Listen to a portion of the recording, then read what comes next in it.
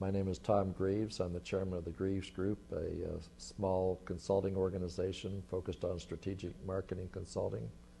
Our clients are companies that sell into the U.S. K through 12 space. Most of those are software companies, although we do have hardware companies in there as well. And we also do large-scale research projects such as America's Digital Schools, survey of 2,500 school districts, and now we're working on Project Red, which is a survey of 1,000 schools across the country on how they use technology and why they're successful with it. I go back on SIIA to a day probably 20-some years ago when Ken Wash came to IBM in Atlanta to pitch to IBM about joining SIIA. And at that time, the fee for billion-dollar corporations was $50,000. So Ken didn't know that I already planned on signing the contract that day. So he's pitching hard. We went to have a hamburger lunch, and when he was done with his pitch, I said, "That's great, let's do it." So I'm not sure he expected it, but I thought it was important. And the reason why is that IBM at the time was starting a very ambitious effort for software development for education, and we knew that it was extremely important, and we felt that having the association be strong and powerful and bringing together all the players would make that market, and we would value it and ride along with it. Over the years, I've attended an untold number of SIIA meetings, and I have to say that what's happening over the years is that they're getting better. I can't point out a specific item, like there wasn't one particular conference. Maybe when Cody Awards started was really good, but I can't even remember what year that was now. But just over the last several years, another one was the split off of just education, because back in the early days we didn't have an education division. There was just a big SIIA conference. Then we had our own education conferences. But the ability to come, meet with your peers, learn a lot, make deals, the collective organization, the committees and everything that are driving it, producing the reports, doing the work for the good of the community, I think is very good. It's become known that we are more like dolphins rather than sharks. And yes, we compete, but on the other hand, we've come to realize that collectively, for the good of the group, that there's a lot of things we can do that are good. Having Mark go lobby on the Hill is something that benefits all of us. Having the conferences benefit all of us. Doing surveys of various topics that the data is released benefit all of us.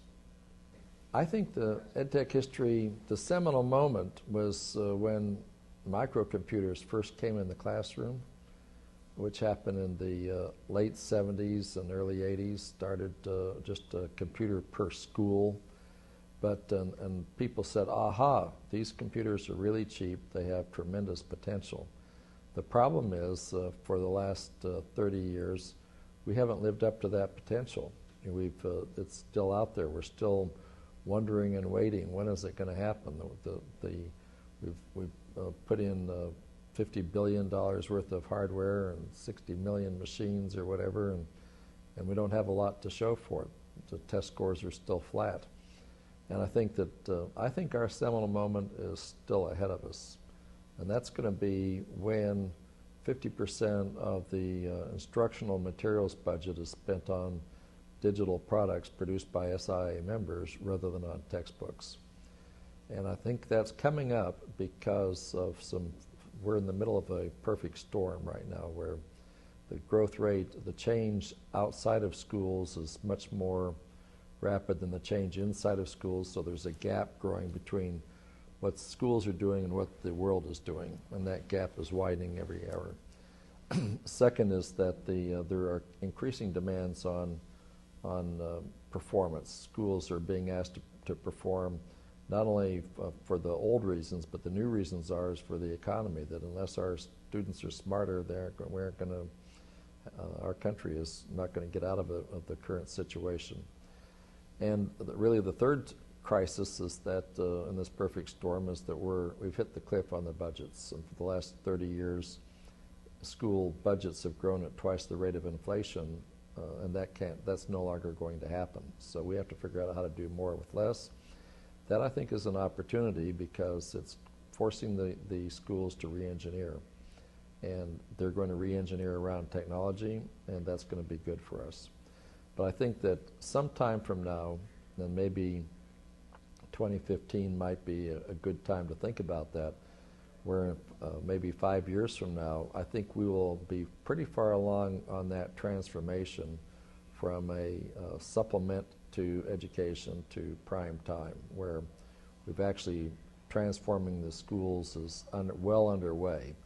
And we've moved from a sage on the stage to a personalized, individualized instruction in all of its beauty, whether it's virtual learning courses, online learning, or whether it's in the classroom with the teacher, whether it's augmented by what's going on at home or continuous learning by the students. And I think at some point in time, and maybe 5 years from now, we'll have realized grand challenge number 4, which in the new National Ed Tech Plan says that we can educate students at twice the rate of learning at half the cost. And if that happens in 5 years, and I think it will, then I think it's Katie bar the door with you. It will move very rapidly then towards 99 or 100% adoption of good ways of doing technology in schools.